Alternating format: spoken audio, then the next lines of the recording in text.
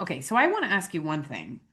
How much do you think what we've gone through before impacts the way that the wall that we hit in perimenopause? Or is it like toxins? Like when you take hormones, our environment, the way that we're living, the way that we've pushed ourselves, pregnancy, like are all of these things combining to make this horrific? The short answer is yes. So that's a good question for someone with my kind of training, right? Because I am chasing so many threads simultaneously. When I worked for 11 years with an MD, and we were, below the radar, chucking people back on the beach, meaning women who were just literally ready to kill themselves, getting divorced, like a boss. It was very interesting life experience, but we just were doing a lot of midlife care, and we were prescribing hormone therapy before anybody was. Going to conferences about it in different parts of the world, and ferociously, like our lives depended on it, because it kind of felt like our licenses depended on paying attention to the research. So we did very carefully pay attention. But I had some medical students pre-center with me, and they were like, this is horrible. They're like, this is more work than any other type of specialty we've ever. They were like, you need to make much more money, lady. Like they were Yeah. like, no. Like one of them was like, no, no, like I'm just gonna go into like dermatology and remove moles. They were like, whoa. And I was like, because I just know how I've been trained, right? It's a lot though. Like it's a very good question. Yes. So if we were to, I used to do this when I was in the live clinic. Like I would draw, just because it would help me think as well. I would mind map, how they arrive in their current state in my office, right? And it is absolutely, and that's why you see a lot of weird outcomes with hormone therapy. That's it's not, Mm. everyone has oversimplified it. There's a lot of people have issues, a lot of people need a lot of adjustments. Like it's not, like sometimes it's very simple, but like that's like 20% of people. Most people, there's a lot happening, right? So to your point, the Venn diagram is genetics do play a role. So genetics play a role in all of the hormonal sort of conditions. And it's not like the nails in the coffin, but it is a variable that I have to watch and pay attention to in the mix. How much stress someone is boiling with every day is a very big factor, because it makes it way worse. Their symptoms are way worse. How someone eats and exercises has a huge impact for, I mean, I could talk about each of these things for about 5 hours at least, but it has a huge impact, because if people are not going to the bathroom regularly, and they're eating low fiber, and they're eating a lot of processed food, and they're having a lot of alcohol, all the gates for excretion and all of the inflammatory breakdown products for hormones, they're clogged. So they're more symptomatic. How someone, I also did tremendous amount of extra training in environmental medicine. And that doesn't mean just looking at people who have occupational exposures like it would have in the olden days. This is like people who are living regular lives, who have chemical burdens that are making them ill or contributing to making them unwell. And so that parlays very well with endocrinology, with hormones, because it's one of the earliest systems to get bent, like to get affected. And there's tremendous research happening in that area. And so, yeah, someone's personal care products, their cleaning products, their laundry products, also their jobs, depending. Well, there was just This a is its study about cleaning products that women who clean. Yeah, so that most of the chemicals that are involved in personal care products and cleaning products and laundry products are hormone mimetic. Like they mimic hormones, and this is very scary, right? Because there's a mass, as we live and breathe, there's huge infertility problems that have been going on for many years. I don't want to say epidemic, because that's very dramatic, but there's serious issues going on in the realm of hormone, early puberty. There's a lot of significantly concerning things happening. But yeah, these things are each things that I'm fishing for and looking at. And how does somebody, if somebody doesn't exercise, again, they're more stagnant. They're more stagnant. They're not, their lymph, their circulation, their mental health will be down. Their stress resilience will be down. Their labs, their blood sugar be escalating there. So I mean, there's many, many things. Mostly, yeah, my patients are like, oh my God, it's valuable. And then, learning how to quickly get people off the cliff, and then helping them realize that if they could consider looking at how they organize their week, or just even their life, so that they had a better chance. Because there's things that we can do. We can check out all our gross products, and we can get clean products. That's not a crisis. We can take a few supplements that are the right thing, that are well positioned. We can maybe use hormone therapy, but that's easy, right? When discipline or changing the way your life is designed enters the equation, just big pregnant pauses.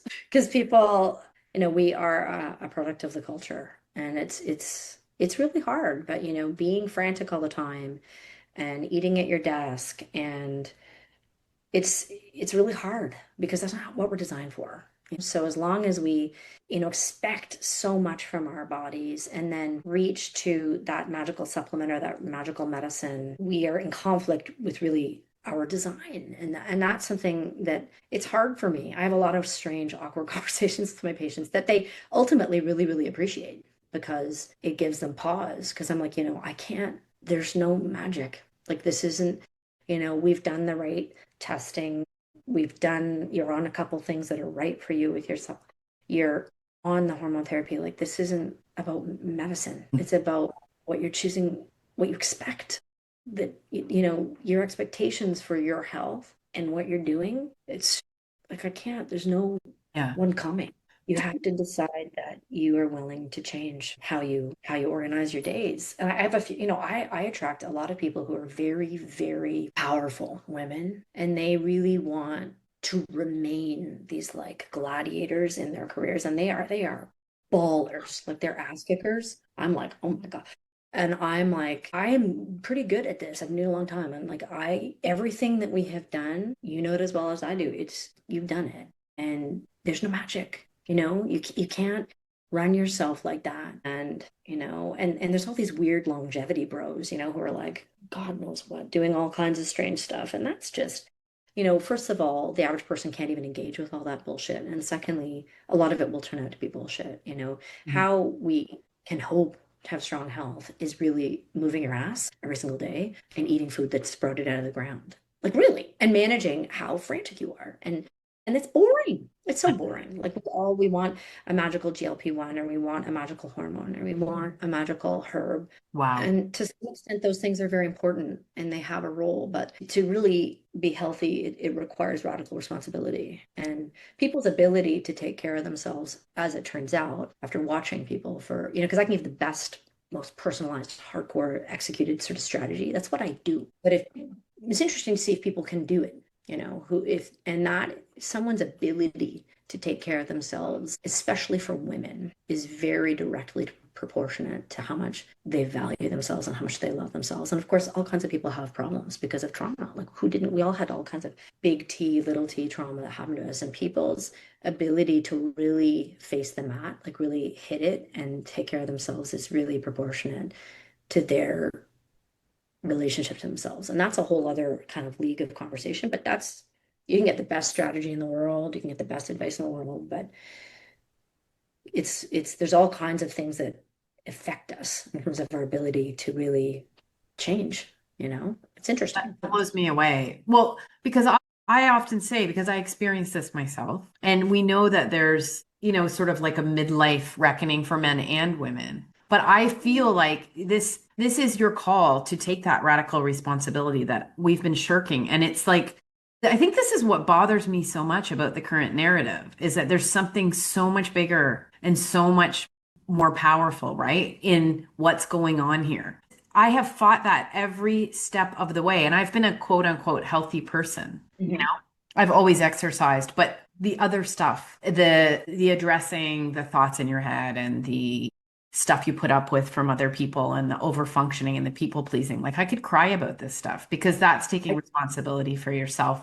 And when you're not able to do the healthy things for yourself because you feel like you don't feel good about yourself, this to me is the crux of it. It's the ultimate root cause, right? Like there's endless information out there that's helpful, right? About exercising and doing the breath work and doing your food and eating. But the real root cause is our relationship with ourselves, right? And the voice that our self-criticism. And women also deal with horrific misogyny and ageism. And so I regularly have people just weeping. I cry almost every day in practice because I'm such a softie, and I'm also a human being. Like just because I do this for a living, I am also trying to swim with everyone else and understand how to feel good about myself.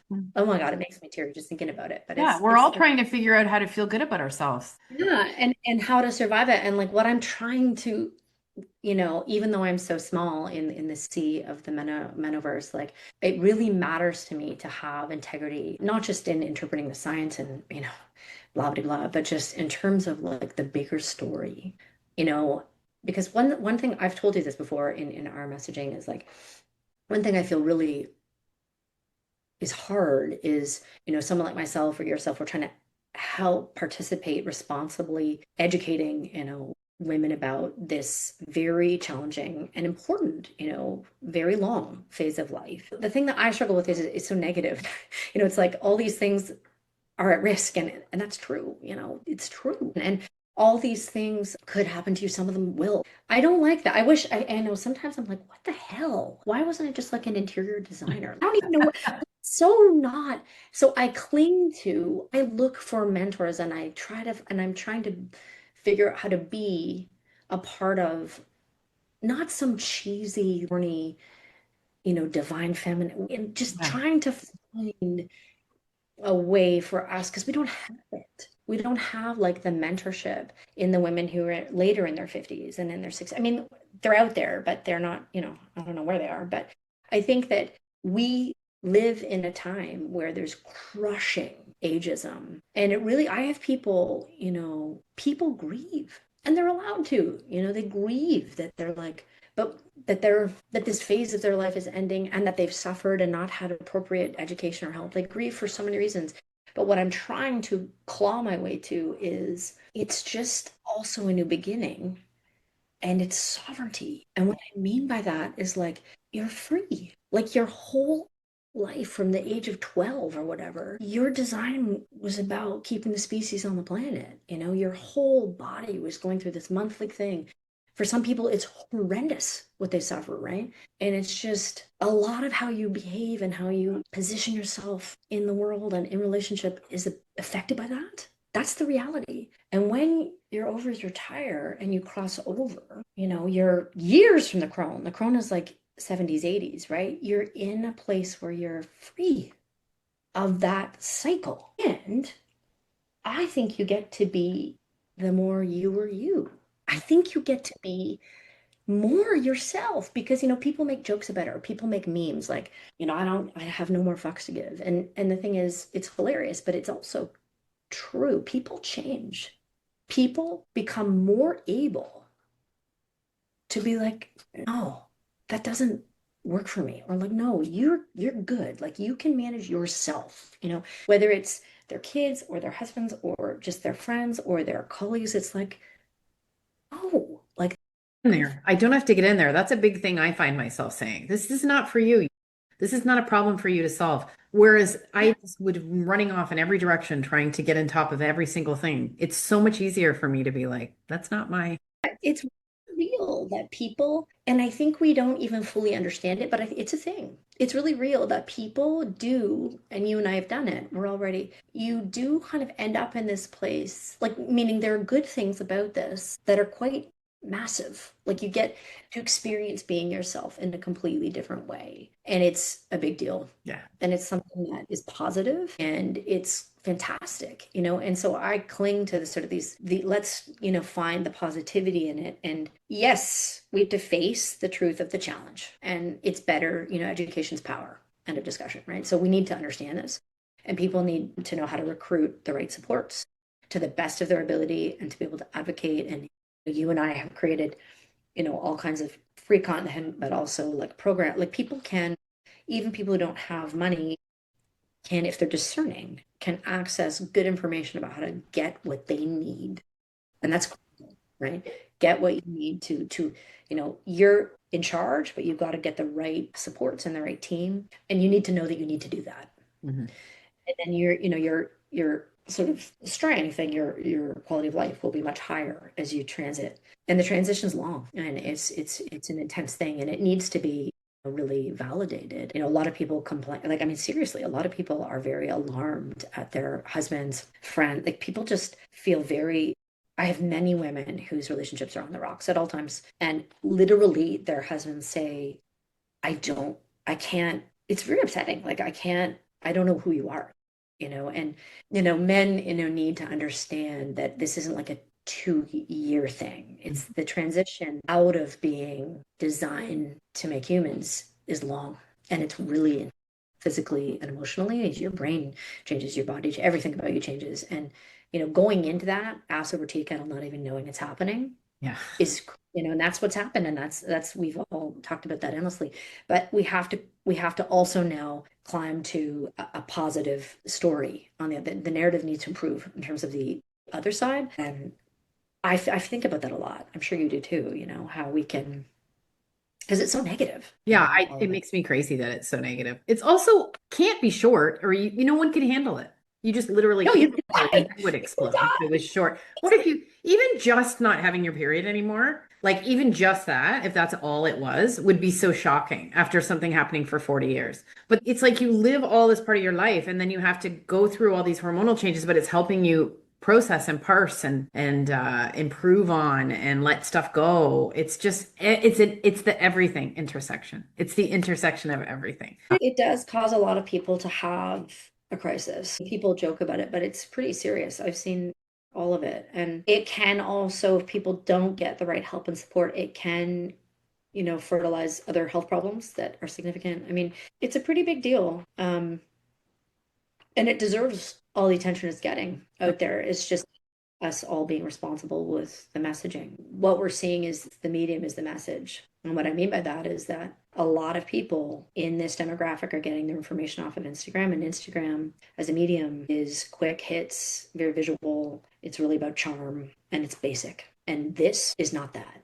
No. This is not that. This is something that requires an attention span bigger than that of a flea. And most people are like ding, ding, ding, ding, ding, and everyone's in there learning from it and oversimplifying as we discussed at the beginning. And it's just not amenable to No. that medium. I mean, I'm working on a tool to help women understand their hormone therapy options because to me, it's from like you could have your period for the rest of your life to someone who's telling you not to eat a chickpea because it's got estrogen in it. Like it's that wide.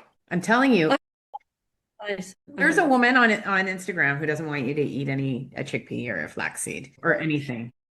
I have been sent worried messaging by that from, a patient of mine. And I just said, no. I mean, I have a part of my degree is endless years and years and years of hardcore nutrition. And I'm quite aware of all the phytoestrogens and their role and their potency and the research on them. And like, I do think on that note, there are sometimes if people are vegetarian or vegan and they're pounding soy, so is one of the Yeah. most potent. That's a whole other conversation. It's not that it's just they can't. I have feelings about that in certain times and one's Well, you health say span. pounding. I love that term because sometimes I'll see someone saying, well, you shouldn't have more than 2 tablespoons of flaxseed a day. Well, who is eating more than 2 tablespoons of flaxseed? I mean, this is what happened with kale. I'm sometimes pitched stories by people who have eaten too much kale and they've developed whatever that illness is that you have from eating too much kale. And then they've become someone who's talking about that. And I don't want to talk to someone who ate so much kale that they gave themselves an illness. And now you're making a business out of it. Like it's not Well, the interesting. people, I'm always telling my patients, like, you guys, it's really important that we don't eat the exact same thing every day. Yes. Um, And heaps of you some. will, It's it oxalates. Yes, thank you. And heaps of absolutely, things, like heaps and heaps of things that seem yeah, good. Like more is yeah, and better. Yeah. yeah, I have had people like have catastrophic, like call it, because I have all kinds of bizarre expressions but that are not medical. It's the fiber, like The because the fiber fiber what? attack, Fiber the attack. fiber, which is a crisis. Like I've had patients go to the emergency room because people like myself and are like, it's really important, to get more, like, please work on it. And then people are like, and then they figure out, oh, if I make these like bombs, these muffins that have 7 million, and then I'll eat 3 a day. I have literally had people go into the emerge, and then I can't even. I actually sometimes laugh right in. I'm like, what is happening? Like, what are you doing? What are they backed up or are they having Well, what happens is that fiber has to be fermented and broken down, and fermentation is normal. It happens in your large intestine, not your small intestine. It's all the bacteria in your gut works away on all these little fibers and makes methane and hydrogen gas, which is just it. And the large intestine is designed for a certain amount, like of it, but it's not designed for like catastrophic amounts of methane. So people are like, what? So they get bloated and then they're like burping and farting and they have like crazy gas pains. And also they get log jammed, they get constipated because it's way too much. And they need to take like buckets of water, magnesium to like the whole thing. Like strange things happen. It's true. People will overconsume flax and then they get raging stomach pains because it's like shards of glass are moving. Or people, what other things? God, so many funny things. But, I've had a few people in the recent months getting ill from overeating protein, because of the protein attack. There's all these crises that happen. And it's funny, but it's not funny at all because of course people are trying to do the right thing. But it's interesting. People have access to so much information and they will cling to the person who resonates the most and sometimes really throw themselves into it. Ooh, it's pretty hilarious. Slash, it makes it. Yeah, I don't even know. It's so funny. I never thought But of it. oh yeah, people get pretty excited sometimes, Yeah. and it's balance is difficult. And I also think like food prep. I'm not, even though I do for a living, I'm not passionate about constantly fiddling about with my food. I find it terribly tedious, to be totally honest. I also tell my patients like it's kind of good that I'm like that because I really deal with real people. Like I'm not sitting here being like, sprout your sprouts and like get the what the hell? Like Yeah. I have a business, I have home, I have a cat, a dog, I have a child, I run it all on my own. Like I can't be sitting around making sprouts or something. I can't Well, do it's it. funny that you say that about food prep because I've noticed that I really switch off when someone talks about food prep like it's just a normal thing that everyone spends their whole Sunday prepping food. Because I'm like, that's so dull for me. Like, I like cooking, but to have that routine, it's not me at all. And I've just noticed that I switch off because it's like they're assuming that we're all just Well, kind a of lot of trying to people, figure out how to yeah, eat a lot of well. people, yeah, and a lot of people who do what I do for a living do that, which I do admire. They do not understand how they do it. And they do think that all humans are doing that. And I also can't take 700 supplements. Like I'm a good person to do what I do for a living because I'm a very normal person. Like I can't, yeah, I always say if I had a lot of money, the very first thing I would do is hire somebody. Like immediately, I would hire a chef because I care about nutrition a lot, but man, Yeah. I find it, Yeah. I really, and I really don't enjoy. So I'm really interested in simplifying. But where I was going with that is I think a lot of people feel that way. And so they're like me, trying to figure out ways to manage themselves in terms of that feeling and still eating well. And what happens is people often have mono diets. So because they've tried to figure this out, they're like, oh, okay, this is good. And then they do the same thing all the time. It's not, you can have kind of odd things that happen to you because you're kind of overeating almonds Okay. and you're overeating your spinach, which is also high in oxalates, and Yeah. you're overeating. Some people are over consuming greens powders, right? Greens powders that it's like a greens attack. Like it's more than our body kind of is designed for every day, Yeah. and there's interesting, some people are overeating eggs and they're getting a lot of sulfur. So there's a lot of interesting problems, and I appreciate the problem because I am a normal person, bored out of my mind. I find the whole thing very tedious. I don't, if I could just hook up to an IV. I mean, I love food, but I do not enjoy fussing a lot. No, It's no, I'm the same as you. Yeah. I wish I was not like that. I mean, if like I was having a dinner party, totally, I like to do a recipe. I think I've learned about myself that if I did not work, I think I would be like, oh, I think I'd be a food prepping person and I think I'd be really into recipes. But like, that's not my reality. No. So the key Okay. is variety. Variety. Two more things I want to ask you about GLP-1s, and this is see we've moved past this, but well, we haven't moved past it because there was a very small study saying that GLP-1s improved hormone therapy. It was very small, and it was like this new stack. It felt like was being suggested that Yeah, I'll tell. really help your hormone therapy will be if you add a GLP-1. And I just wanted to know what we've talked about it. Well, I am not the wizard of GLP-1s by any means, but this is what I think it is. I think about it a lot. I've had, at this point, a bunch of patients use GLP-1s at the full dose, at a microdose. I had time to observe this, and I do. I pay attention. I'm reading everything and paying attention carefully because it affects my job and my everything. The reality is that people who remember a few minutes ago, we were talking about the Venn diagram or the cluster diagram of all the things that are inputs that can set someone up for an easier time or a rough time in terms of perimenopause. In the nutrition and exercise blobs on the cluster diagram, one of the many, there's many, one of the many inputs that is a variable that I watch like a hawk for, and I teach my patients is how someone's blood sugar mechanics are working. Because it is absolutely very real that people whose insulin, which is the blood sugar hormone, is bouncing, like it's too rough, it's too labile, they'll be more symptomatic. End of discussion. They just will be. And so that's where we're talking about protein and fiber. Why? Because they help you be much more stable. So instead of going like this, right?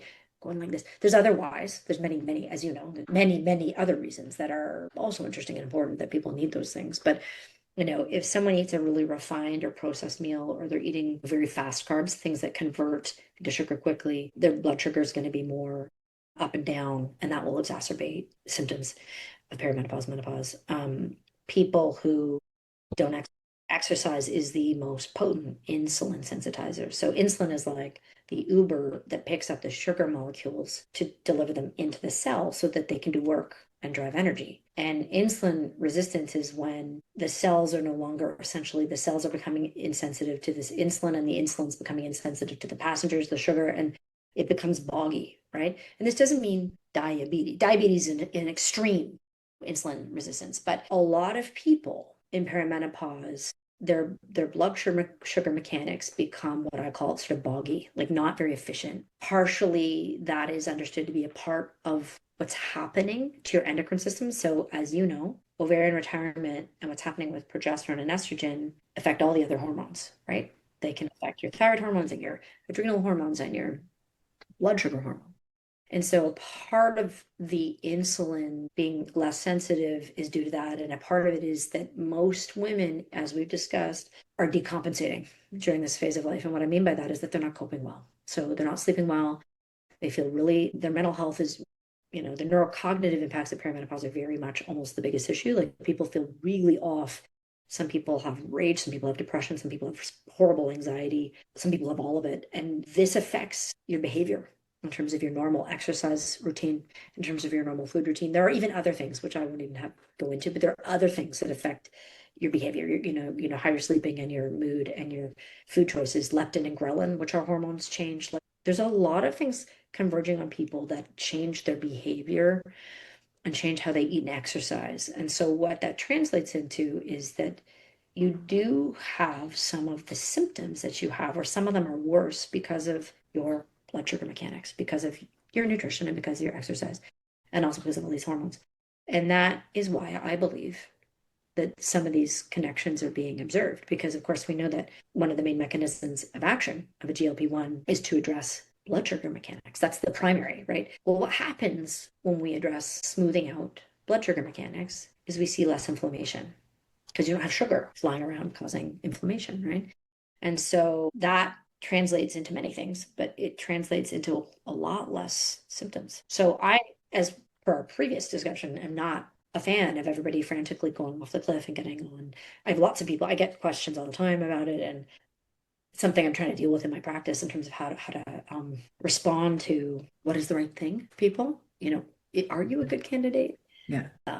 Because the traditional candidacy for this is you have to have very off blood sugar markers, right? And then you're a candidate, and obesity. And then that's the traditional sort of endocrinology umbrella that you have to fall under. And then they'll vet you to go and do it at 2 milligrams, which is the studied, most studied dose, etc. But now, of course, this has hit the interwebs, and I get asked about it all the time for people who have autoimmune conditions. I had a patient, this was intense, and I've been trying to sort it out. I had a patient who did not she did not have candidacy to be cleared to, greenlit to use it. She begged her doctor because she has autoimmune conditions, but she's also has an alcohol, use disorder. And she had heard, seen on Instagram that GLP-1s could maybe cut the craving. And she went dark. She went alone and sourced it, and then went to her pharmacist, because she's a complex case. She has a lot of conditions. She went to her pharmacist because she was afraid to do it alone. And the pharmacist was like, oh, well, technically it shouldn't interact with whatever. But they were like, oh, you need to tell your doctor. And then she came to me and was like, can you not document this? And I was like, no, because I'm a primary care doctor. This doesn't mean suddenly like the police are going to come and get you. But no, of course I'm documenting it. And I said, you need to tell your because I'm one doctor on a team for this woman. You need to tell everyone that you're doing this, because it affects your labs. It could affect how other things are happening. You just can't do this by yourself. It really alarmed me, and it will not be the last time that happened. But the impetus to do it was alcohol. She wanted to get up because it was making all of her issues worse, right? And a little, 15 pounds of weight loss. And her inflammation issues with her autoimmune disease. And she no longer craved alcohol. And, she did have this, she didn't have the craving, what people call the noise, right? I don't have the noise. So, of course, I'm like, just sitting, my brain's like, I think that this is an example, this is an extreme example where a lot of people are going to go rogue and already are. There's in the United States, it's, they do not have as stringent regulation as in Canada. And, there's a lot of people, influencers somehow who have links to this drug. There are fitness trainers, there are people. So people are going rogue. And, weight loss is the $1 billion game. But I think so on the one hand, it really frightens me because I think a lot of people are getting on it and using it who no one's managing them. What is gonna, are they, a lot of people definitely will not be doing what you should be doing if you're on it, which is you should be doing really good nutrition and you should be exercising and all these things. Of course, a lot of people aren't doing that. Yeah. Obviously. So it alarms me. And I think it'll be interesting in 5 years. Yeah. What we learn, but also it's very interesting to me because a part of aging, not just in perimenopause, but a part of aging is your insulin sensitivity doesn't work as well. This is very much, we all know this, people who are in medicine who understand deep physiology and this becomes boggy in men too, right? As you age, right? That is one of the reasons we all have to become the new me. Like I got to become an exerciser every day. And this is why I need to eat this. We must keep it down because it drives heart disease. It drives the plaques and arteries that actually result in vascular dementia. Parts of your brain go dark. Dementia, one type of dementia. There's lots of physicians going crazy about it in a good way, meaning they're like, this is a big deal, completely unrelated to weight loss, but just our blood sugar issues as a species, as we age, are a thing. And so you can't throw the baby out with the bathwater. It's a ball of yarn with 1,000 threads sticking out of it. Many of them are very scary, like all of the people who are abusing it, who, have eating disorders is probably, that's a whole terrifying component. People who are so desperate for the magic of it, who've gone dark, who've gone rogue. That's a whole terrifying thing. Yeah, like the debt part of it, I think people are going to debt because that's like the cost yeah. and like it's such a valuable thing that a lot of corruption will happen. Yeah. Guaranteed, right? In terms of the pharmaceutical side, in terms of people making other versions, like a lot of it's just dollar signs, dollar signs, dollar signs. So how each human decides what they're going to do with that. I have a lot of patients who have decided that it is the miracle for them, without my opinion, just with their research. Some of them will be right, and some of them will not. I don't know. I don't know what will happen, but it's definitely going to be the biggest. Well, it's way bigger than sort of figuring out hormone therapy. This is a much, much bigger kettle of fish. It's impacts are because there's a zillion conditions, perimenopause, menopause being, it's not really condition, but being one set, but all the many autoimmune conditions that essentially the only thing we have at this point in history to help people with autoimmune conditions, which are mostly females, are steroids or biologics, both of which suck in different ways, right? And so what does a naturopath, when you have somebody who has an autoimmune condition, doesn't matter which one it is, you are like a pit bull, just focused on crushing inflammation in that person so that they can maybe be on less medication and have better quality of life. So like the implications of the GLP-1, possibly at lower doses, and how that influences inflammation is possibly massive for that. We don't know, but like people need to study it urgently, right? Weight loss is one thing, but there's a lot of other, what about drug and alcohol use disorders? Okay, we just have to wrap up by asking about your frozen shoulder. You were afflicted with the frozen shoulder. You, like me, are just probably terrified of getting frozen shoulder, and then you got it. Sorry, I'm not laughing at you. I'm so sorry. You were in such a state when you got it, when you realized what terrible. You were around in my orbit when I was a basket case. I was afraid because, of course, I've had many patients have frozen shoulder because I don't want that. Midlife women. So I was very afraid, and it was very curious for me as it was happening to observe myself, and my behavior in the whole situation was so crazy because I was very offended and very appalled that this was happening to me for a whole bunch of reasons. And what's interesting is a lot of my patients and a lot of friends have been like, that's crazy. Like, and it's so interesting because I felt that way as well. Like, how does this make any sense? Like, I said to the orthopedic surgeon that I went to see eventually, who gave me a cortisone shot because I was a mess. I said to him, well, I don't really understand. So I was a basket case and was just quite sure that probably, I had been seeing physio and a chiro, and they're like, you really do present as having this. And I was like, no, but I knew, it seems clear that I probably have this. And so I obviously end up seeing an orthopedic physician, an orthopedic surgeon, not because I needed surgery, but a specialist. And I said to him, I just don't understand. Like I said, I lead an anti-inflammatory lifestyle. And he was like, what? He was like, I was like, well, it's like, I don't drink alcohol. I was like, I eat pretty well. I exercise a lot. Hormone I take a therapy, couple, hormone I'm therapy. on my hormones. And he just did this like slow blink, and then he fully laughed. He was like, what? He was like, if it helps you feel better, a lot of people like you get frozen shoulder. And I was like, no. And he was No. like, yes. And I was like, but surely, like, Yeah. you would be more likely to get frozen shoulder if you were not. And he's like, well, probably. But he's like, Yeah. all I know, and he's like, I am an expert at it, is that midlife women get this a lot. I was like I wanted so much more nuance to the conversation. He was like, he thought it was hilarious. He was like, and then he goes, well, there's nothing you can do. There's no amount of physio. There's nothing you can do to shorten the duration. And I said, well, it can be very long. And he said, well, it can be up to 2 years. And I was like, no. And he was like, and I said, well, what's the shortest it can be? And he's like, well, 6 months to 2 years, but on average, it's, a year to 18 months. And I was like, no. And then I said, well, how many people are at 6 months? And there was this huge pregnant pause. And then I, of course, go, no. I was like, I was like, I'm going to be, in the 6, 7, 8 months. I was like, I'm going to be that. And he was like, great. Like, he just thought I was banana town. And then he was like, well, let's talk about the pros and cons of the cortisone shot.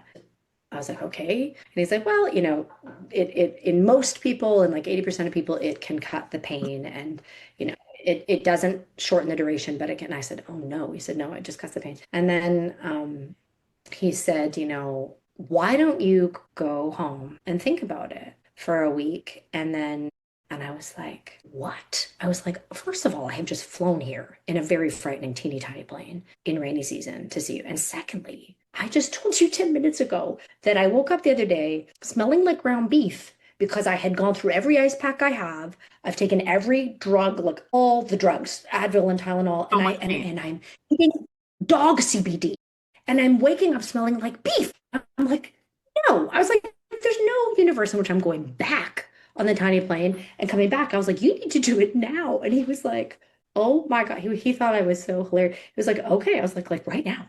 And he was like, oh. And so, yeah. And then I'm sitting on a switch needle, and, they go into the joint space to give a steroid. So he goes to give me this needle, and he's like, it's going to be painful and whatever. And I was like, just listen, like a child shot out of my body. Like, I think I can do a shot, just get it on. Anyway, I am much better because the shot did work, and I'm no longer sleeping with and meat stuffed to my side. And I am, what's interesting is I was really horrified at, like, well, there's nothing you can do per the research. And it's self-limiting, and somehow these adhesions that cause the pain and the immobility eventually just dissolve, and we don't understand why. And I just decided, and he said, you can spend thousands of dollars, which I have done, on all kinds of like healers and physio and stuff. And he said, you just have to do the range of motion exercises and hope for the best. And I was like, well, and so what I've been doing is I was in good shape. And so this has been hard for me, in terms of all the ways that I used to take care of myself and socialize with my friends disappeared. And he said, it'll make you a better doctor. And I was like, why? And he said, because you understand chronic pain now. Mm. And I was like, I do. And he's like, and you understand endless insomnia. And Mm. you didn't before. And you understand and being really compromised. You've just told me your health history, which has been quite lucky. But I am also hell-bent on making a comeback quickly. And so I decided that I was going to start to train just thinking, okay, my legs, my abs, I can go on a treadmill, once I had no more pain and wasn't like scared to move. And I have been doing very small exercises, not moving the joint, but just my biceps or my triceps and stuff. And the physio is like, you're moving much faster than the average patient. Interesting is I did one post about it, which I hadn't really planned, and then I thought I should, just because I've had so many patients have it and it's so common, and people came out of it makes me teary remembering it because I just didn't really anticipate. I didn't know what to expect. People wrote me from all over the world. People in my town who were total strangers were like, "I'm here for you. Like if you need to meet and have coffee." Patients of mine, friends of mine from 20 years ago were like, and people, the crazy, interesting what they had done or what they had, thought worked. And it was what he said, which is a whole grab bag, of things. But what was the most interesting is a lot of people were very alarmed that I had gotten frozen shoulder Yeah, they because were. I am on hormone therapy. Yes, and there's been a lot of talk, and it's true, right? There's been a lot of looking at the musculoskeletal syndrome of menopause and how there's a really big spike in frozen shoulder and fibromyalgia syndrome and all kinds of, early onset arthritis, all kinds of musculoskeletal issues in perimenopause and early menopause. And that's true. There is a huge spike. And there is, a correlation to the retirement of the ovaries and the low hormones. Again, because it usually results in more inflammation through many mechanisms, which we are just talking about. Pilot light has gotten really big on the inflammation. And so a lot of things, up they go. And that's why I was saying to the guy, the surgeon, I don't understand. Like, I don't have, and he said, we don't know, but a lot of people who we're leading an anti-inflammatory, a lot of people already on hormone therapy. He's like, yes, I've seen the research on that. I was fascinated. He had seen it. An acupuncturist in town was like, I don't understand. You're on hormone therapy. So this idea or this knowledge that a low hormone state can make you more vulnerable is getting out there. That was the number one interesting thing. The bottom line is that a lot of people had the perception when I sort of said to my community I had frozen shoulder, a lot of people were very stunned by that. And a lot of people in my town, I mean, people have been very stunned by it, not because I'm supposed to be the unicorn of the species and perfect and not have health issues, but because I think everybody knows that I am on hormone therapy, which a lot of people had interpreted to be like, maybe it's not possible because you're already on hormone therapy to get.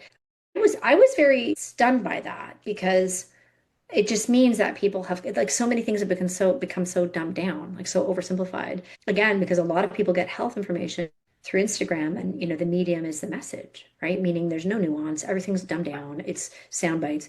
And it's like you can still, it's not the only cause, having low hormones it can be a trigger. It turns out in the MR I had bursitis. That was my trigger, but that we found out in the end, because of the exercise I was doing. And so it was interesting to me because I kept trying to say to people, there's many things that could go into this happening, and men can get frozen shoulder, and people who are 25 can get frozen shoulder. Like it's more common in midlife women, and it has been established that if you are in a low hormone state, you might be more vulnerable because you might have more inflammation in your system to getting frozen shoulder. But just because you're on it doesn't mean you're not going to get it, obviously, because I'm living proof of that. So it just was interesting because people were so perturbed, and that just means that they have understood that hormone therapy equals you can't or shouldn't get that. This is what bothers me about the prevention talk about dementia and heart disease. And basically, that's what bothers me the most about over promising, because I'll have people say, well, I'm on it, and also it will prevent dementia. It's like, not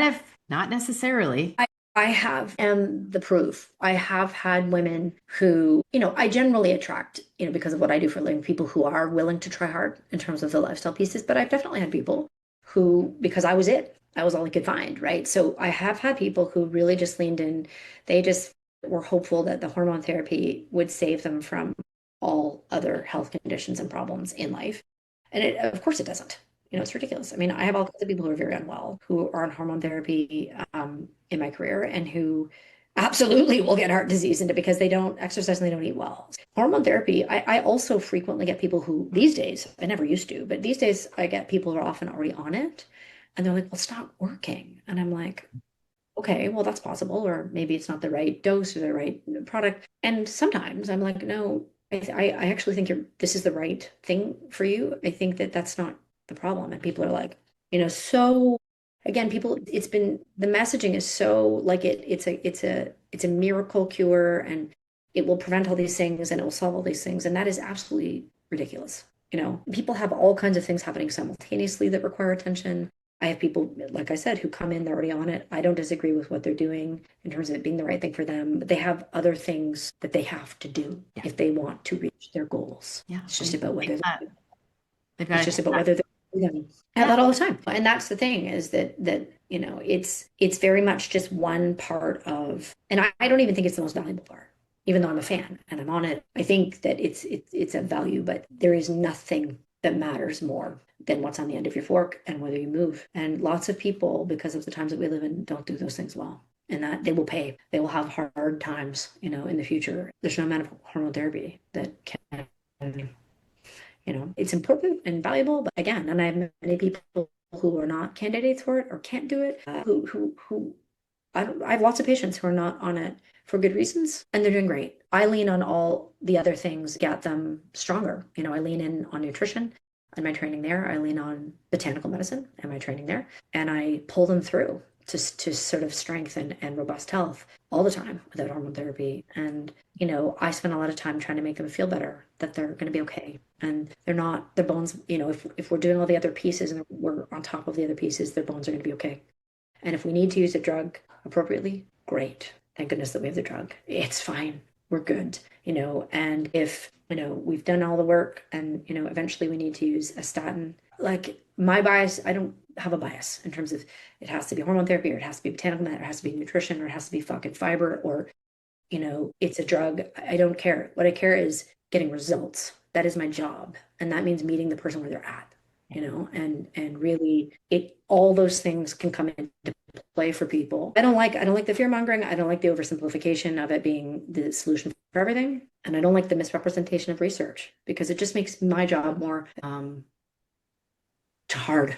Yeah. Because I have to take everyone to my world and my bias and my beliefs and my experience. I have to bring them into my world and hope that they feel safe and comfortable and educated. I've created over time a lot of resources that I update when things change in the research. And my patients have to read a lot. They have to think, they have to engage, they have to be they're very literate.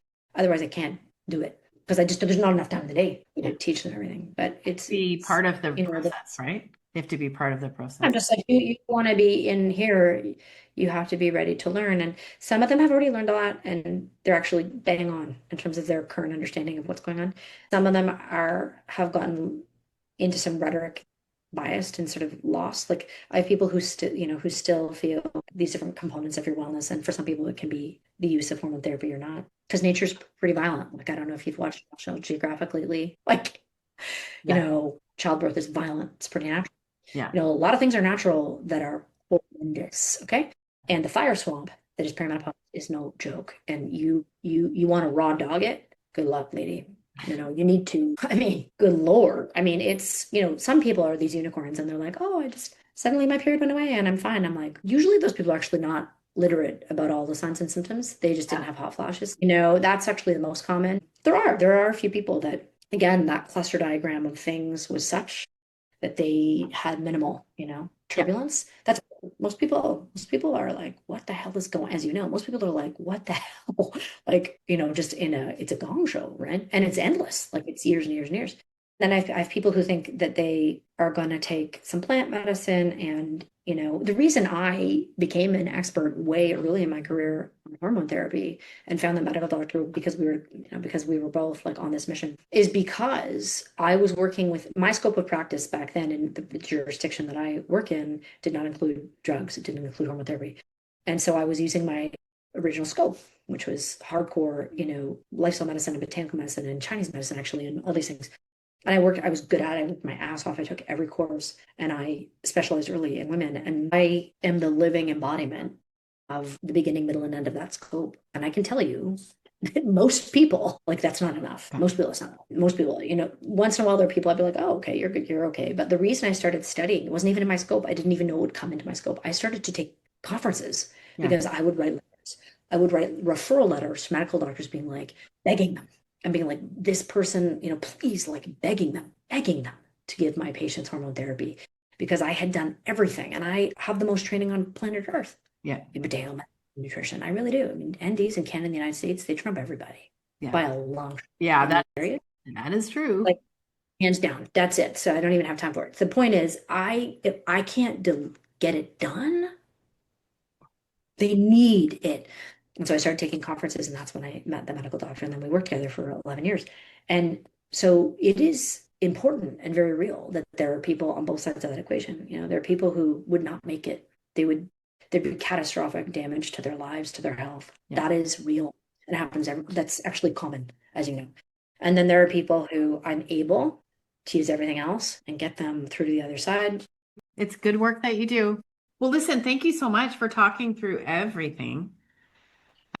I really appreciate how you take the whole person into perspective. That's great. Thank you so much. Thank you for having me. I really appreciate being on.